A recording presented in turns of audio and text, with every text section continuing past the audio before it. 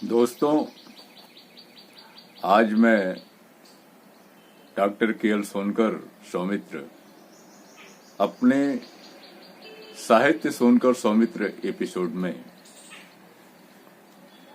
एक बहुचर्चित आत्मकथा का आपको जानकारी दूंगा और यह आत्मकथा है ओम प्रकाश वाल्मीकि की जूठन। इसका पहला भाग मेरे हाथ में है,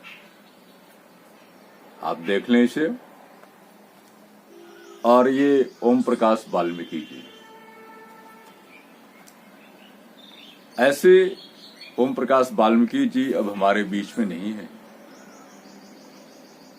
लेकिन अपने समय के एक चर्चित कथाकार और दलित साहित्यकार के रूप में जाने जाते हैं।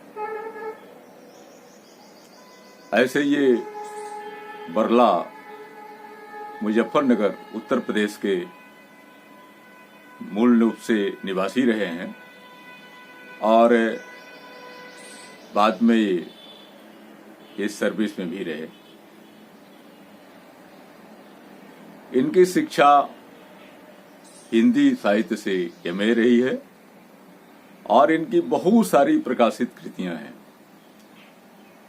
जिसमें सदियों का संताप, बस बहुत हो चुका, अब और नहीं, शब्द झूठ नहीं बोलते, चयनित कविताएं, जूठन जो पुस्तक मेरे हाथ में है, आत्मकथा।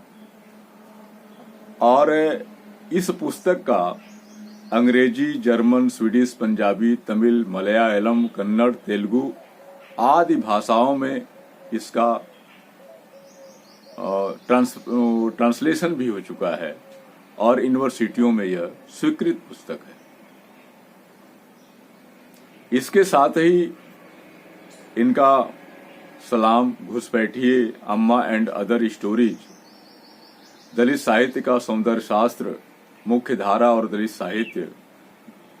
साहित्य अनुभव, संघर्ष और यथार्थ, सफाई देवता, ये सारी इनकी पुस्तकें हैं और इन्होंने लगभग 60 नाटकों का अभिनय भी किया है और इन्होंने कुछ किताबों का अनुवाद भी किया, जिसमें सायरन का शहर अरुण काले का मराठी से हिंदी में किए हैं और वहीं कांचा कलैया की अंग्रेजी पुस्तक मैं हिंदू क्यों नहीं, इसका उन्होंने भी अनुवाद किया है।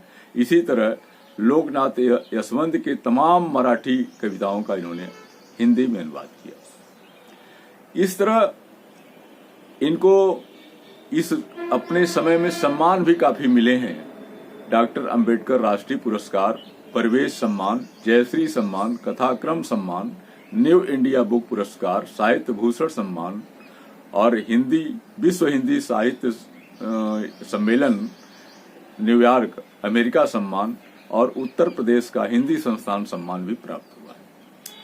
तो ये अपने समय में एक अच्छे जाने माने दलित साहित्यकार के रूप में जाने गए।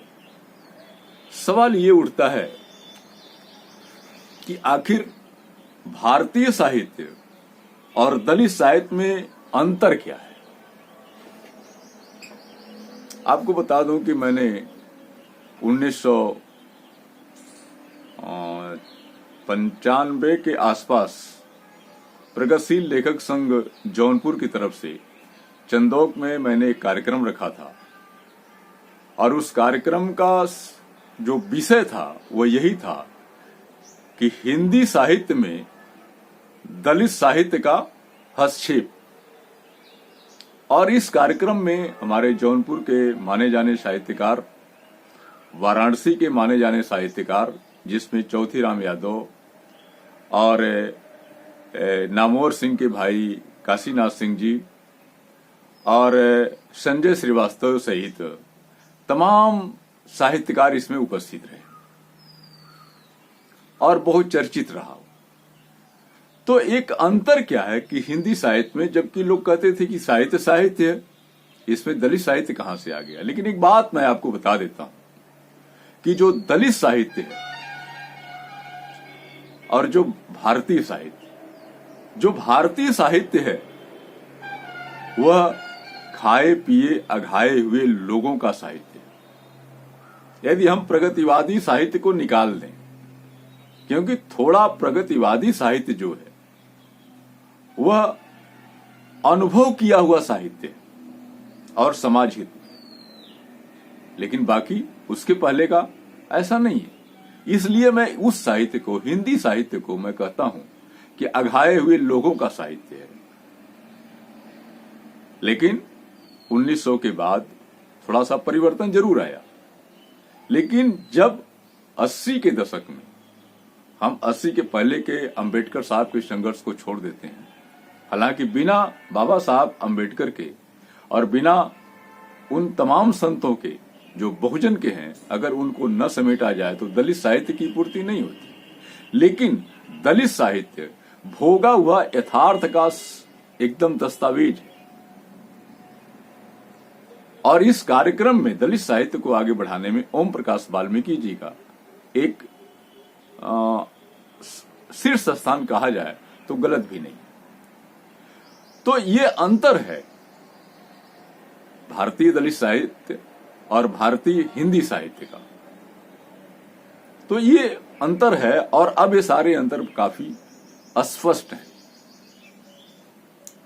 तो आइए, मैंने आपसे बताया कि ओम प्रकाश वाल्मीकि जी कविता, कहानी, लेख और अन्य किताबें उन्होंने लिखा है, जिसमें उनकी जूठन आत्मकथा काफी प्रसिद्ध है, जिसका प्रथम भाग हमारे हाथ में है।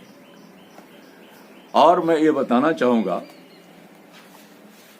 कि ओम प्रकाश वाल्मीकि ने अपने समकालीन और अपने पूर्ववर्ती, मतलब 3 पीढ़ियों को दलित साहित्यकारों में काफी चेतना पैदा की समाज के अंतर्गत। और तब राजेंद्र प्रसाद जैसे जी लोग, अगर ये कहा जाए कि राजेंद्र यादव जी जो हंस के संपादक रहे, उन्होंने इस देश के तमाम नए रचनाकारों को, चाहे वो दलित हों, चाहे स्त्री हों, चाहे नए लिखने वाले हों, और एक अच्छा विमर्श की स्थिति उन्होंने पैदा किया। यह श्रेय हंस के संपादक राजेंद्र यादव जी को जाता है। बाकी पत्रिकाओं में यदा कदा उसमें छपने के बाद लोगों ने उस चीज पर ध्यान दिया है। तो आइए, मैं ज्यादा कहने का मतलब विषय लंबी हो जाएगा, लंबा हो जाएगा। मैं सिर्फ एक चीज ओम प्रकाश वाल्मीकि के इस जूठन के प्रथम का भाग से एक छोटी सा उनकी बात आपके सामने रख रहा हूं, जो इस किताब में है और पृष्ठ 19 पर। तो देखें जैसे वो कहते क्या है, एक छोटा सा उनका ही विचार है इस कथा के साथ साथ। शादी ब्याह के मौकों पर जब मेहमान या बाराती खाना खा रहे होते थे, तो चूहड़े दरवाजों के बाहर बड़े बड़े टोकरे लेकर बैठे रहते थे। बारात के खाना खा चुकने पर जूठी पत्तलें उन टोकरों में डाल दी जाती थी, जिन्हें घर ले जाकर वे जूठन इकट्ठी कर लेते थे। पूरी के बचे खुचे टुकड़े, एक आध मिठाई का टुकड़ा या थोड़ी बहुत सब्जी पत्तल पर पाकर बाछें खिल जाती थीं। जूठन चटकारे लेकर खाई जाती थी। जिस बारात की पत्तलों में से जूठन कम उतरती थी, कहा जाता था कि भुक्कड़ यानी भूखे लोग आ गए हैं बारात में, जिन्हें कभी खाने को कुछ नहीं मिला, सारा चट कर गए। अक्सर ऐसे मौकों पर बड़े बूढ़े ऐसी बारातों का जिक्र बहुत ही रोमांचक लहजे में सुनाया करते थे कि उस बारात से इतनी जूठन आई थी कि महीनों तक खाते रहे थे। पत्तलों से जो पूरियों के टुकड़े एकत्र होते थे, उन्हें धूप में सुखा लिया जाता था। चारपाई पर कोई कपड़ा डालकर उन्हें फैला दिया जाता था। अक्सर मुझे पहरे पर बैठाया जाता था, क्योंकि सूखने वाली पूरियों पर कौवे, मुर्गियां, कुत्ते अक्सर टूट पड़ते थे। जरा सी आंख बची कि पूरियां साफ, इसलिए डंडा लेकर चारपाई के पास बैठना पड़ता था। ये सूखी पूरियां बरसात के कठिन दिनों में बहुत काम आती थीं। इन्हें पानी में भिगोकर उबाल लिया जाता था। उबली हुई पूरियों पर बारीक मिर्च और नमक डालकर खाने में मजा आता था। कभी कभी गुड़ डालकर लुगदी जैसा बना लिया जाता था, जिसे सभी लोग चाव से खाते थे। आज जब मैं इन सब बातों के बारे में सोचता हूँ तो मन के भीतर कांटे उगने लगते हैं। कैसा जीवन था। दिन रात मर खपकर भी हमारे पसीने की कीमत मात्र जूठन। फिर भी किसी को कोई शिकायत नहीं, कोई शर्मिंदगी नहीं, कोई पश्चाताप नहीं। जब मैं छोटा था, माँ के साथ जाता था। माँ पिताजी का हाथ बटाने तगाओं यानी त्यागियों के खाने को देखकर अक्सर सोचा करता था कि हमें ऐसा खाना क्यों नहीं मिलता। आज जब सोचता हूँ तो जी मितलाने लगता है। अभी पिछले वर्ष मेरे निवास पर सुखदेव सिंह त्यागी का पोता सुरेंद्र आया था। किसी इंटरव्यू के सिलसिले में गांव से मेरा पता लेकर आया था। रात में रुका। मेरी पत्नी उसे यथा संभव अच्छा खाना खिलाया। खाना खाते खाते वह बोला, भाभी जी, आपके हाथ का खाना तो बहुत जायकेदार है। हमारे घर में तो कोई ऐसा खाना नहीं बना सकता है। उसकी बात सुनकर मेरी पत्नी तो खुश हुई, लेकिन मैं काफी देर विचलित रहा। बचपन की घटनाएं स्मृति का दरवाजा खटखटाने लगी। सुरेंद्र तब पैदा भी नहीं हुआ था। उसकी बड़ी बुआ यानी सुखदेव सिंह त्यागी की लड़की की शादी थी। उनके यहाँ मेरी माँ सफाई करती थी। शादी से 10-12 दिन पहले से माँ पिताजी ने सुखदेव सिंह त्यागी के घर आंगन से लेकर बाहर तक के अनेक काम किए थे। बेटी की शादी का मतलब गांव भर की इज्जत का सवाल था। कहीं कोई कमी न रह जाए।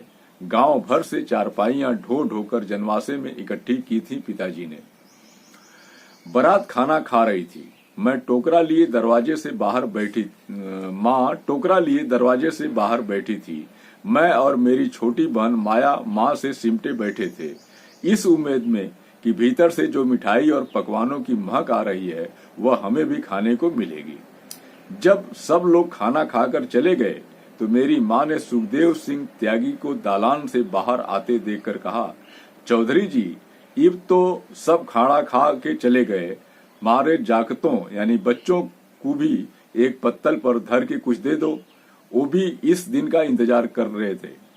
सुखदेव सिंह ने जूठी पत्तलों से भरे टोकरे की तरफ इशारा करते हुए कहा, टोकरा भर तो जूठन ले जा रही है, ऊपर से जाकतों के लिए खाना मांग रही है। अपनी औकात में रह चूहड़ी। उठा टोकरा दरवाजे से और चलती बन। सुखदेव सिंह त्यागी के वे शब्द मेरे सीने में चाकू की तरह उतर गए थे और आज भी अपनी जलन से मुझे झुलसा रहे हैं। उस रोज मेरी माँ की आंखों में दुर्गा उतर आई थी। माँ का वैसा रूप मैंने पहली बार देखा था। माँ ने टोकरा वहीं बिखेर दिया था। सुखदेव सिंह से कहा था, इस ठाके अपने घर में धर ले, कल तड़के बारातियों को नाश्ते में खिला देना। तो ये उनके कुछ अंश रहे हैं और मैं ये कहना चाहूंगा कि यह भोगा हुआ यथार्थ है। और चूड़ा और हमारे यहाँ बनवासी ये सब लोग निचले पायदान के हैं जो सफाई कर्मी का काम करते रहे हैं। इनका दर्द वही समझ सकता है जो इस कार्य को में रहा हो। तो ओम प्रकाश वाल्मीकि जी से बढ़िया और कौन जान सकता है, या उनके लोगों से। तो मैं बात को आगे न बढ़ाते हुए मैं कहना चाहूंगा कि यह पुस्तक इतनी अच्छी है कि आपको पढ़ने के बाद आपकी आंखें खुल जाएगी कि यह हिंदी या हिंदू जो व्यवस्था है उसकी क्या स्थितियां हैं, जिसके लोग बड़े बड़े गुणगान गा रहे हैं। इस पुस्तक को आप अवश्य पढ़ें और आप पढ़ करके सोचें कि यह हिंदू व्यवस्था क्या है। इसी के साथ आप सभी लोगों को बहुत बहुत धन्यवाद।